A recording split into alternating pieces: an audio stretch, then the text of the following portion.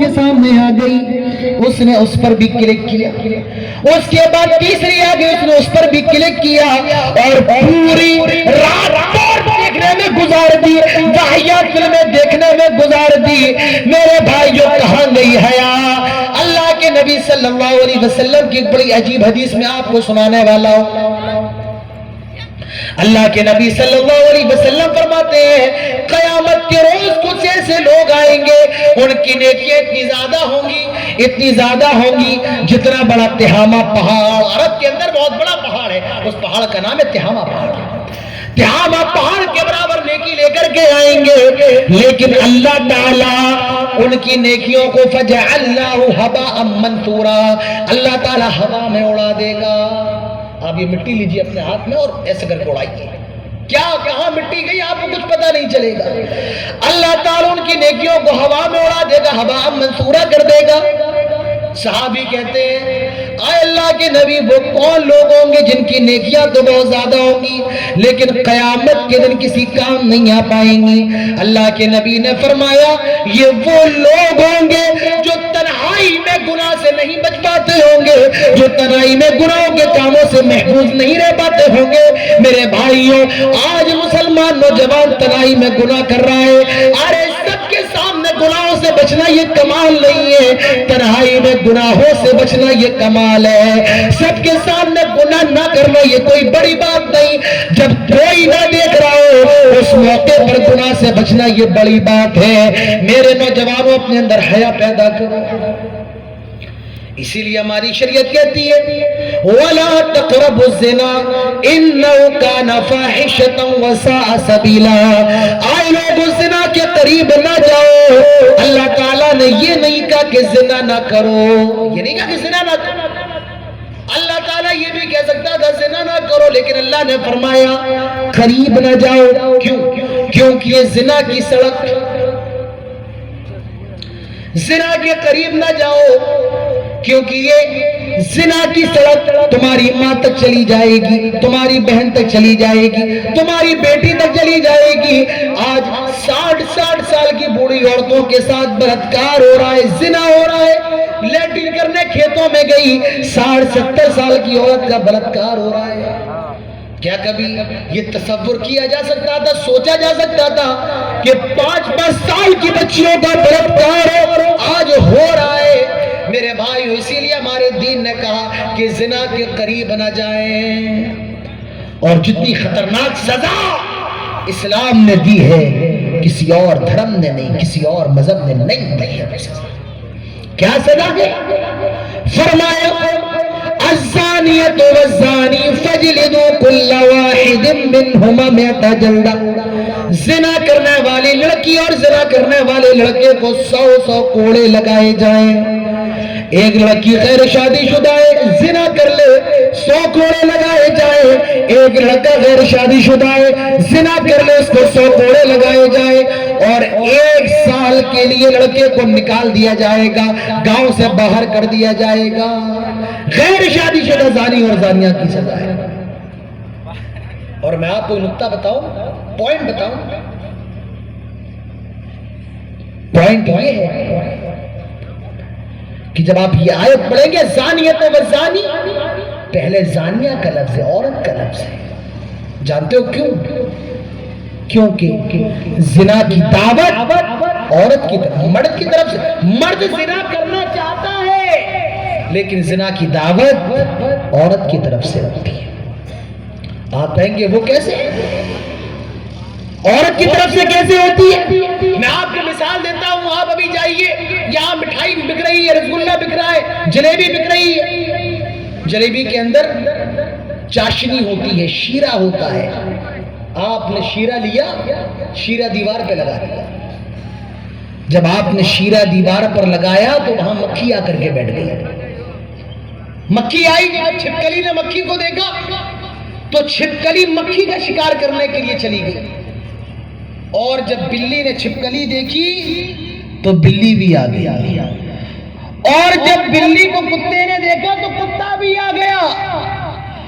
اب ذرا پھر سے دیکھو اس مثال کو، آپ نے چاشنی کو لگایا دیوار پر، مکھی آ گئی چاشنی دیکھ کر کے، مکھی کو دیکھ کر کے چھپکلی آ گئی، چھپکلی کو دیکھ کر کے بلی آ گئی، اور بلی کو دیکھ کر کے کتا آ گیا۔ اب یہ کتا بلی پر جھپٹا، بلی چھپکلی پر جھپٹی، اور پوری دکان خراب ہو گئی۔ رسول کہیں پڑے ہیں، جلیبی کہیں پڑی ہے، سارا مال بکھر گیا۔ اب آپ بتائیے غلطی کس کی ہے؟ کتے کی؟ نہیں۔ غلطی کس کی؟ بلی کی؟ نہیں۔ غلطی کس کی؟ چھپکلی کی؟ نہیں۔ غلطی شیرہ لگانے والے کی ہے۔ اگر وہ شیرہ نہ لگاتا تو کتا نہ آتا، اگر وہ شیرہ نہ لگاتا تو بلی نہ آتی، اگر وہ شیرہ نہ لگاتا تو نہ چھپکلی آتی نہ مکھی آتی۔ یہ زنا کا شیرہ، یہ زنا کی چاشنی یہ لگتی ہے تو عورت کی طرف سے لگتی ہے۔ کون کہتا ہے کہ بن سور کر کے گھر سے باہر نکلو؟ کس نے کہا بغیر برقعے کے گھر سے باہر نکلو؟ آج کی عورتیں بغیر برقعے کی نکل رہی ہیں۔ ابھی میں آ رہا تھا یہاں پر، گیٹ سے اندر داخل ہوا تو لڑکیاں کھڑی ہوئی تھی۔ کیوں بھائی کیوں کھڑی تھی؟ کیا معاملہ تھا؟ کہ عورتوں کی جگہ بنی ہے نا آپ کی یہاں، پھر کیوں کھڑی تھی؟ نہیں، قصوروار لڑکے کم ہے، لڑکیاں زیادہ ہے، معاف کیجیے۔ قصوروار لڑکے کم ہے، اور جب آپ تاریخ کا مطالعہ کریں، جب آپ حدیثوں کا مطالعہ کریں، زنا کی دعوت دینے والی عورت ہوتی ہے۔ حضرت یوسف کو کس نے بہکایا تھا؟ زلیخا نے۔ حضرت عثمان رضی اللہ عنہ قصہ بیان کرتے ہیں، ایک عابد کو بہکانے والی کوئی ایک عورت تھی۔ جریج کے واقعے آپ سب کو معلوم ہوگا، زنا کی دعوت دینے والی عورت تھی، تو غلطیاں عورت کی طرف سے ہوتی ہیں۔ کس نے کہا ہے آپ پنڈال چھوڑ کر کے راستے میں کھڑے رہیں؟ ارے آپ تو گھر کی شہزادی ہیں، گھر میں رہے، پنڈال میں رہے۔ کس نے کہا ہے کہ آپ گھوم گھوم کر کے حلوہ پراٹھا کھائیں کہ آپ گھر سے کھانا کھا کر کے نہیں آئی؟ کس نے کہا آپ سے آپ روڈ پر کھڑی ہو کر کے ہنسے بولے مسکرائے؟ وہاں سے لڑکے بھی گزر رہے ہیں، ایک مسلمان عورت کی کیسے گوارا کر سکتی ہے کہ غیر مسلم اس کو دیکھیں، کہ غیر محرم اس کو دیکھیں؟ اور کیسے باپ یہ گوارا کر سکتا ہے میری بیٹی کو کوئی غیر مرد دیکھے؟ یہ ایک بغیرت باپ گوارا نہیں کر سکتا ہے۔ میرے بھائیوں، میں آپ سے کہوں گا اپنی بچیوں کے معاملے میں محتاط بنو، دیوس نہ بنو۔ تمہاری بچی وہ ہمیشہ موبائل پر لگی ہے، نہیں، ہمیشہ موبائل پر نہیں۔ آدمی کی شادی ہوئی، اپنی بیوی کا فوٹو لگا دیا اسٹیٹس پر۔ کیوں بھائی؟ کیا ہے؟ کیا وجہ ہے لگانے کی؟ کیا مقصد ہے؟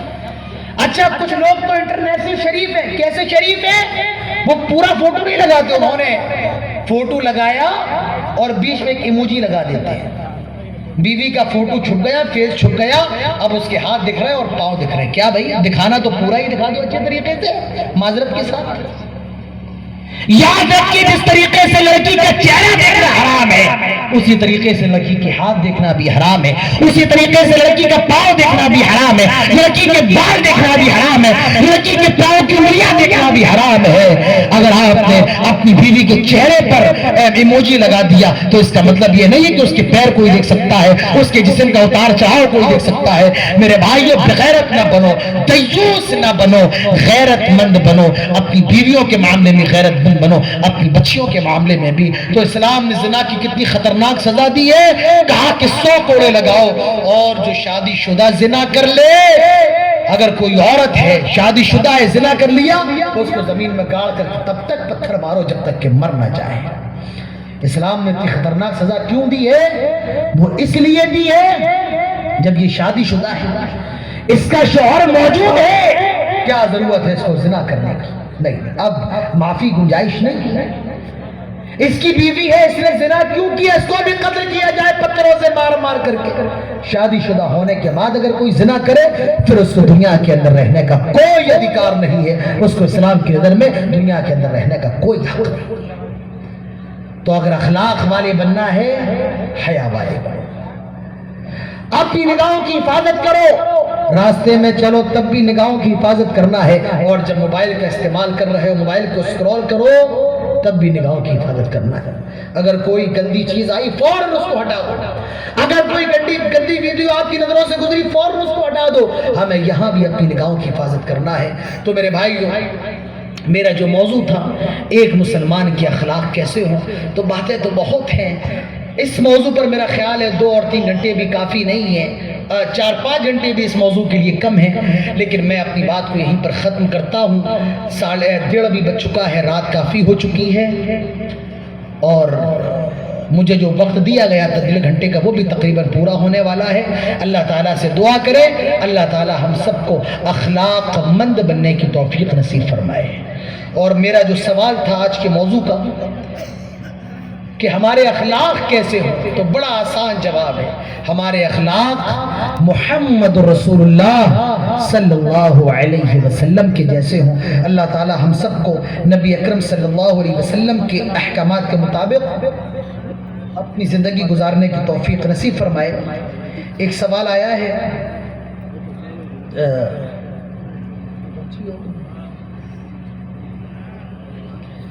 جی ایک سوال آیا ہے،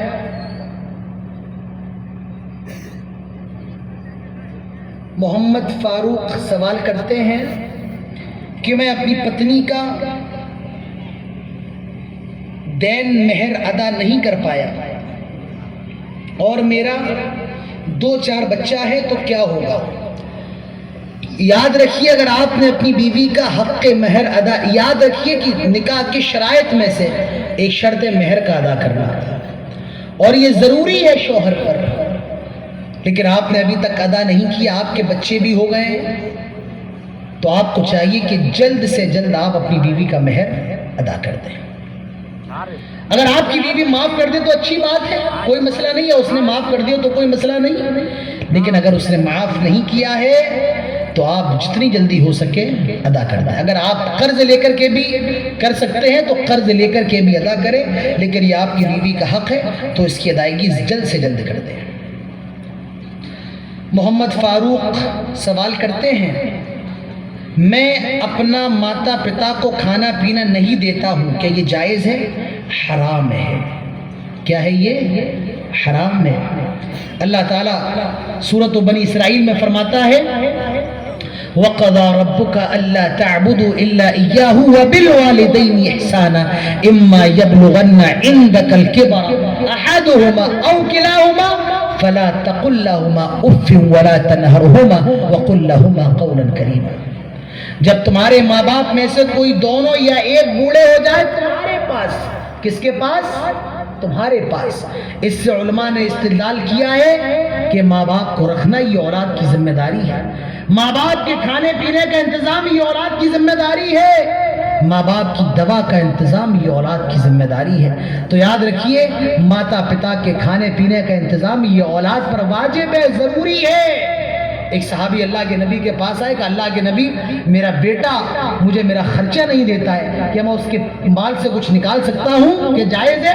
آپ نے فرمایا جب بیٹا تیرا ہے تو مال بھی تیرا ہے، تو یاد رکھیے ماں باپ کی خدمت کرنا واجب ہے، ان کو کھانا پلانا واجب ہے، اور اگر ابھی تک آپ نے ایسا نہیں کیا ہے تو آپ مجرم ہیں، اور ابھی جلد سے جلد اللہ تعالیٰ سے توبہ کریں، اللہ تعالیٰ آپ کی اس غلطی کو معاف کر دے، اپنے ماں باپ سے بھی معافی مانگے اور اپنے ماں باپ کا خیال رکھیں۔ یاد رکھیے زندگیوں میں اگر سکون چاہیے وہ سکون ماں باپ کے بغیر حاصل نہیں ہو سکتا ہے، زندگیوں میں قرار چاہیے، اپنے ماں باپ کو اچھا بناؤ۔